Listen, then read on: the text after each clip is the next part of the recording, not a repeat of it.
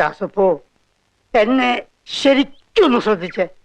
എന്റെ പെരുമാറ്റത്തില് എന്തെങ്കിലും പന്തികളുണ്ടോന്ന് ഒന്നും നോക്കിക്കേ.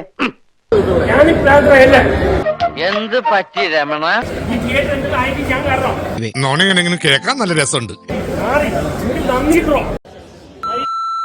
ഇവനെന്താ ഇങ്ങനെ? അവന്റെ സമനില തെറ്റിയിരിക്കുക പാവം. എനിക്ക് നല്ല വിഷമുണ്ട് അല്ലടാ. എന്നോട് നീ ഉണ്ട് ഉണ്ടോ?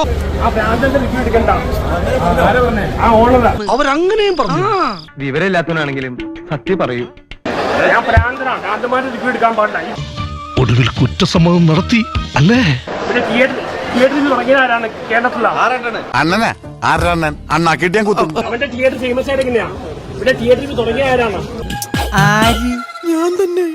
എനിക്കൊന്നും ഓർമ്മ വരുന്നില്ല ഈശ്വര.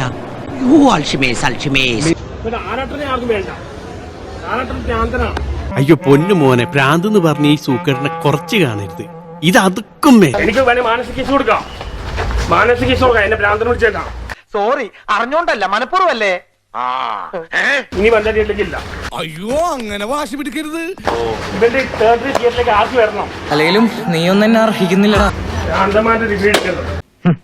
പരിഹാസ ശരങ്ങൾക്ക് നടുവിലൂടെ ആയുധമില്ലാതെ നീങ്ങുന്ന ഒറ്റപ്പെട്ട പടയാളിയെ പോലെയാണ് ഞാൻ. തിയേറ്ററിൽ തുടങ്ങിയാണ് ഞാൻ കേരളത്തിലാണ്. ഓൺലൈൻ മീഡിയ പൊങ്ങിയ എന്നിലൂടെയാണ്. ഇതൊക്കെ ഞങ്ങളോട് പറഞ്ഞത് എന്തിനാ?